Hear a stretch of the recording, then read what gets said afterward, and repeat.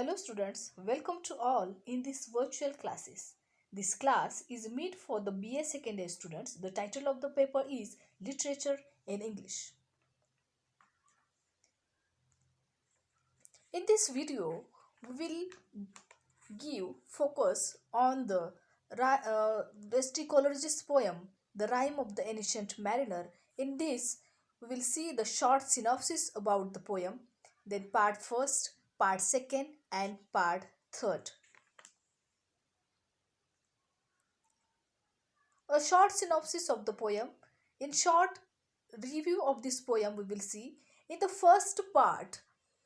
Throughout the part, first, the temporal world interjects itself into the storytelling heads, in which the ancient mariner captures the wedding guest and reader.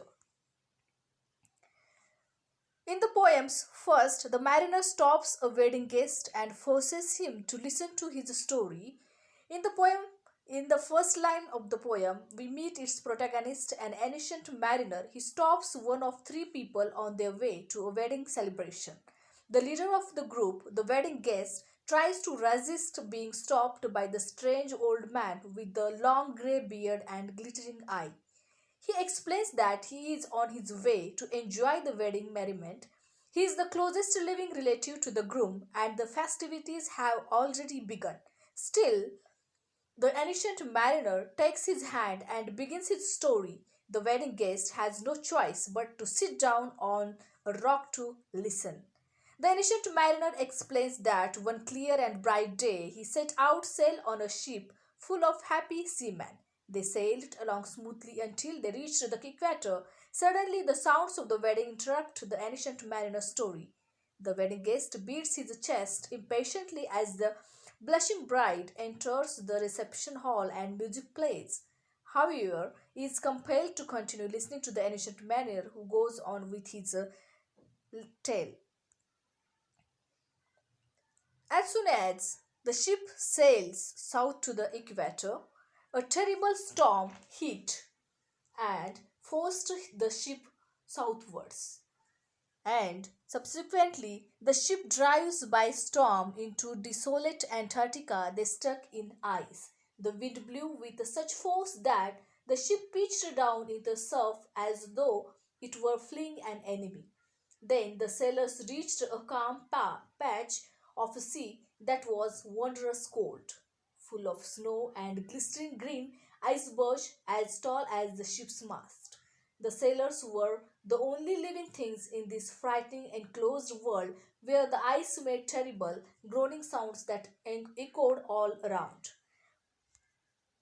Finally, an albatross appears through the fog like a messenger of hope. An albatross emerged from the mist, and the sailors revered it as a sign of good luck, as though it were a Christian soul sent by God to save them. No sooner than the albatross fed the albatross ice it's befriended by the shipmates, albatross did not ice break apart, allowing the captain to steer out of the freezing world. The wind picked up again and continued for 9 days. All the while, the albatross followed the ship, ate the food the sailors gave it, and played with them. At this point, the wedding guest noticed that the ancient mariner looks at once grave and crazed.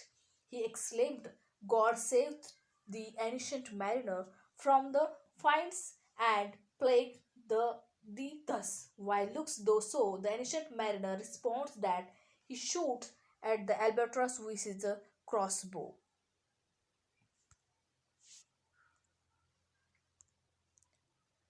Here are some images that how the ancient mariner forces the wedding guest to listen his story, and it is very forcefully. It is like a burden on that guest to listen the story of the ancient mariner. This is the image of a storm where it hits the ship and impales in south, and the ship struck into the ice. This is the second image where the ship struck into the ice. In the part second of the ancient mariner, the part second is the major theme is the liminality emerges in the Part second, in literature and especially romantic literature, a liminal space is where plot twists occur or things begin to go away. The crew get angry against the deeds. The ship sailed northward into the Pacific Ocean, and although the sun shone during the day and the wind remained strong, the mist held fast. The other sailors were angry. The other sailors were angry with the ancient mariners for killing the albatross, which they believed had saved them from the ice world by summing the wind.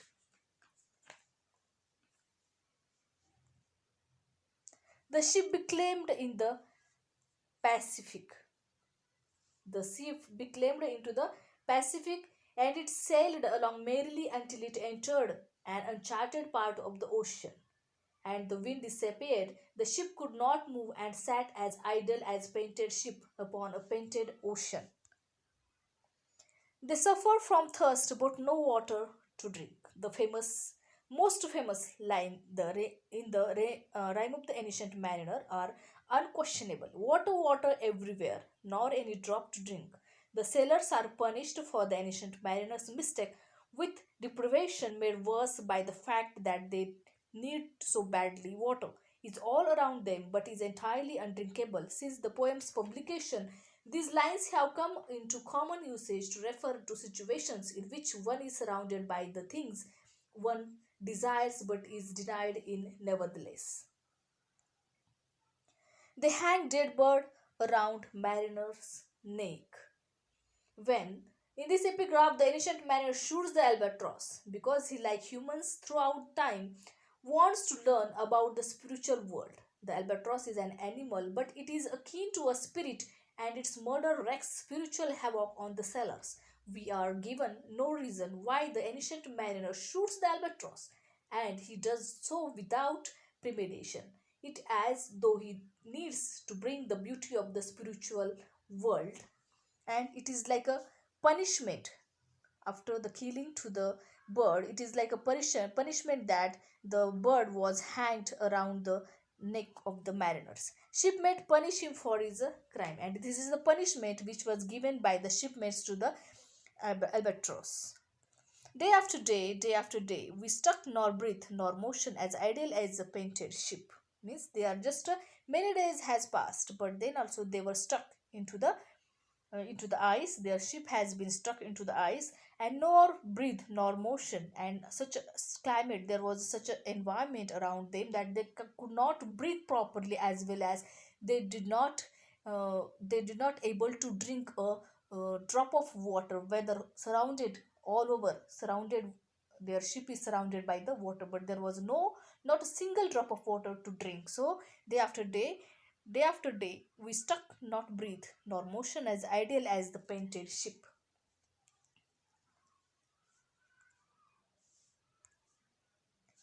Dear Abroad, here is the image.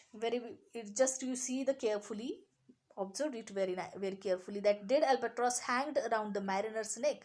Why it is hanged? Can you give the answer? Why? Because this ancient mariner has shoot to the albatross. So because of as a punishment, that punishment is given by the shipmates to the mariner, that bird was hanged around the ancient mariner. In the third part, in this poem, it introduces the theme of the imprisonment. The third part is introduced the theme of the imprisonment. The poem becomes more fantastical as the spiritual world continues to punish the ancient mariner and his fellow sailors. Although the letter in the poem Coleridge reveals that a specific spirit is responsible for their demise, it seems as though the spiritual world as a whole is punishing the men. Using the natural world as its weapon, the wind refuses to blow, the ocean churns with dreadful creatures, and the sun's relentlessness heats chars the man. A skeleton ship comes and the shipmate dies.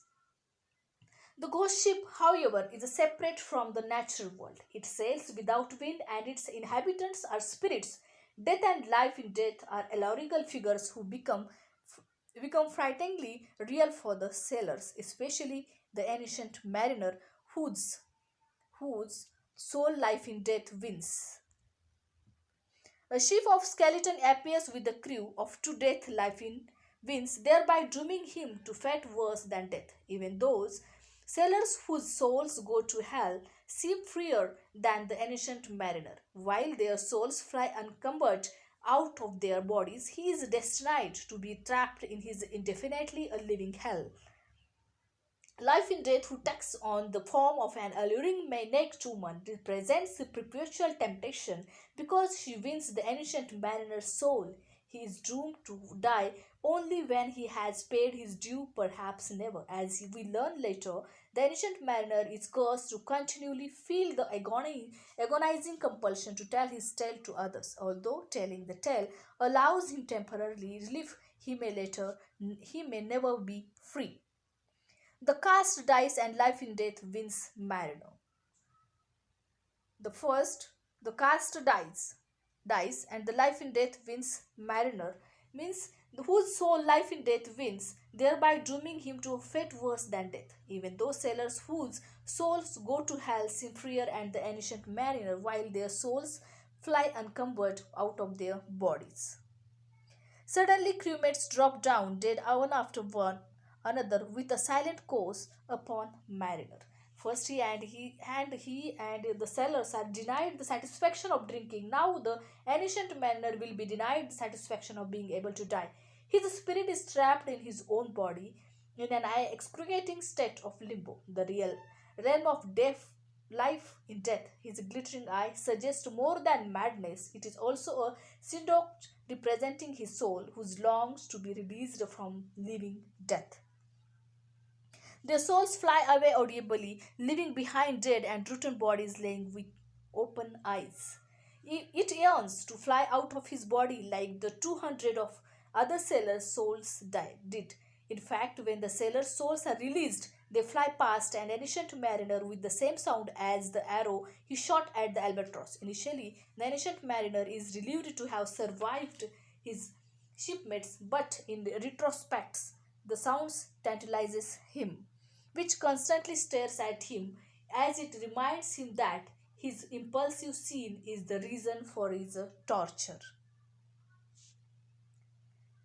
In the part third, as we have seen that in the part third is specially introduces the theme of imprisonment. As we have said, the ancient mariner is doomed to be trapped in a state of death-like life. His own immortal body is his prison. The ship itself is a prison for the sailors when there is no wind to carry it. Even before the ghost ship comes near enough for the ancient mariner to see its crew, it seems to imprison the very sun with his masts. In this image, we can see the skeleton ship arrives, and in this skeleton ship, there is one witch with the and that riding in that ship. Is this way, students? I think you have learned. You have understood very well. Understood the short synopsis or short summary of this ancient mariner poem, as well as the part first, part second, and the part third. If you are not understand, you are not able to understand properly, you can review the same video often. Thank you, students. Thank you, and have a nice day. Next, we will see in the next video. Thank you.